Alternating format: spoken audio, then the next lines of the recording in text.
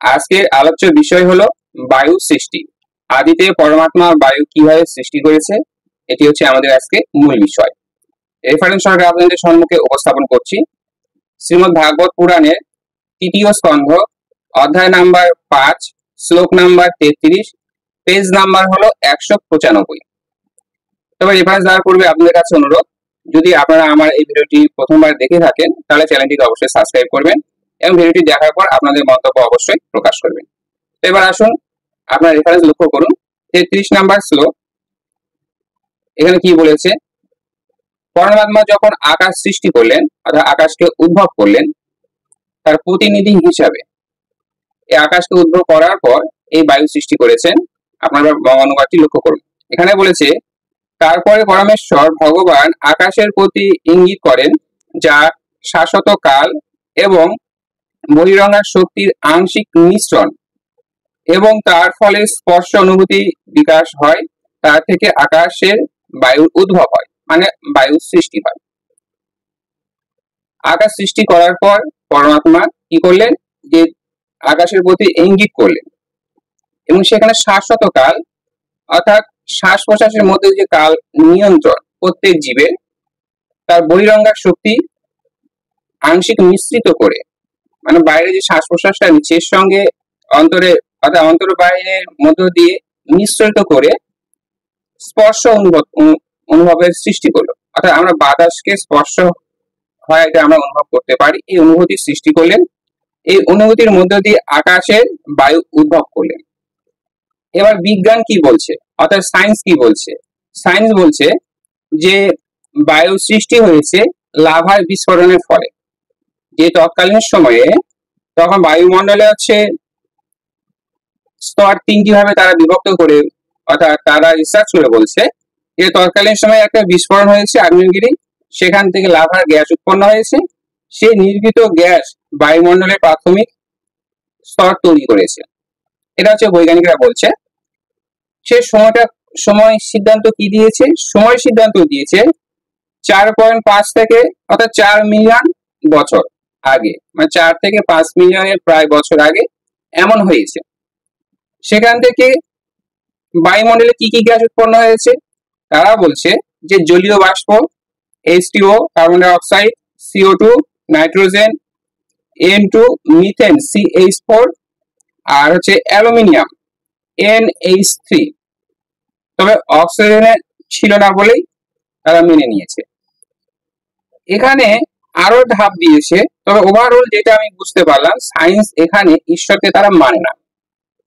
এখানে যেটা স্পষ্ট পাচ্ছি যে সায়েন্স মনে করে যে তৎকালীন সময় পৃথিবীতে কোনো হচ্ছে অক্সিজেন ছিল না, তবে এই সমস্ত গ্যাস ছিল এবং জলীয় বাষ্প ছিল এবং সেখানে হচ্ছে লাভা উৎপন্ন হয়েছে, সেখান থেকে গ্যাস নির্গত হচ্ছে, সেই গ্যাসের দ্বারা প্রথম হচ্ছে বায়ুমণ্ডলের স্তর তৈরি হয়, সেখান থেকে ইত্যাদি ইত্যাদি গ্যাস হতে হতে এই অক্সিজেন উৎপন্ন হয়। তবে অক্সিজেন উৎপন্ন হয় কিভাবে? এখানে তারা বলেছে শৈবাল থেকে, অর্থাৎ সমুদ্রের জলসার উৎপন্ন হয়েছে, সেখানে শৈবাল জমেছে। আপনারা লক্ষ্য করুন এখানে কি বলেছে। দ্বিতীয় ধাপ, 3 থেকে 5 মিলিয়ন বছর আগে সমুদ্রের প্রাচীর নীল সবুজ শৈবাল, মানে আলোর সংশ্লেষণে শুরু করেন। সেখানে কার্বন ডাই অক্সাইড ব্যবহার করে অক্সিজেন ছাড়তে থাকেন, মানে তারা কার্বন ডাই অক্সাইড নিয়ে অক্সিজেন তারা হচ্ছে দিতে থাকে এবং ধীরে ধীরে বায়ুমণ্ডলে অক্সিজেন জমা হয়ে যায়।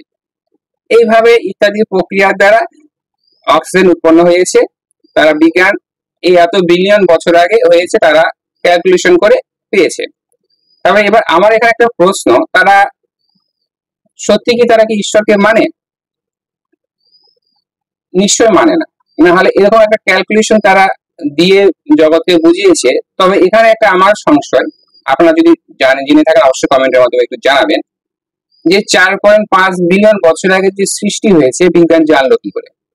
এটা তো অনুমান। শাস্ত্র গ্রন্থ যখন অনুমানের ভিত্তির উপর তারা মনে করে, আর তারা যে ক্যালকুলেশন করে একটা স্তর বিন্যাস করেছে এত মিলিয়ন বছর আগে এইভাবে সৃষ্টি হয়েছে, তাহলে এটি কি তাদেরকে কোনো প্রুফ আছে? শাস্ত্রের প্রুফ তারা অস্বীকার করছে যে পরমাত্মা সৃষ্টি করেছে এইভাবে, যেটা আমি আপনাদের সামনে উপস্থাপন করলাম। তো তারা বলেছে এইভাবে সৃষ্টি হয়েছে, তাহলে উভয় দ্বন্দ্ব সৃষ্টি হলো। এই শাস্ত্র গ্রন্থ পরমাত্মাকে দেখাতে পারছে না, তবে সাধারণ মার্গে যারা, তারা নাকি ঈশ্বরকে দর্শন করতে পারে। এটা হচ্ছে সাধকের অনেক লক্ষণ আমরা পেয়েছি, যেমন আমাদের চৈতন্য মহাপ্রভু 500 বছরের আগের ঘটনা। এছাড়া হচ্ছে রামকৃষ্ণ পরমহংস ইত্যাদি, তারা ঈশ্বরের বামাখা বা এগুলো ঈশ্বরের একদম কথা বলে গিয়েছে যে হ্যাঁ ঈশ্বর আছে, কিন্তু সায়েন্স মানছে না। কেন? এইভাবে যে উৎপন্ন হয়েছে, তাহলে যে শৈবালটা উৎপন্ন হলো সমুদ্রের জল থেকে, সেই সমুদ্রের জল উৎপন্ন হয়েছে গ্যাসীয় পদার্থ, লাভা যখন হচ্ছে উৎপন্ন হলো সেখান থেকে নানা রকম গ্যাস উৎপন্ন হয়েছে, সেই গ্যাসের মধ্যে একটা গ্যাস হচ্ছে জলীয় বাষ্প, সেই জলীয় বাষ্প ঘনীভূত হয়ে জল উৎপন্ন হয়েছে। তবে প্রশ্ন হচ্ছে যে লাভাটা আসলো কোথা থেকে? সেই লাভারূপী যে একটা স্তর বিন্যাস, সে পৃথিবী যেটাই হোক, সেই লাভাটা সৃষ্টি করেছে কি? এর কোনো প্রমাণ আছে যে এই পৃথিবীর যে প্রথম যে লাভা, সায়েন্সের দিক থেকে এই লাভা রূপী যে তরল আগ্নেয় পদার্থ, এই সৃষ্টিকর্তাকে, স্রষ্টা থাকলে সৃষ্টি থাকে, সৃষ্টি থাকলে স্রষ্টা থাকে। মূলত আমরা এখানে পজিশনটা দেখেছি এরকম যে যখন সৃষ্টি আছে স্রষ্টা থাকবে, সৃষ্টি যখন লাভা হয়েছে তাহলে স্রষ্টা কে ছিল? অবশ্যই আপনারা কমেন্ট করে জানাবেন। হরে কৃষ্ণ, গুরু গোবিন্দের জয় হোক।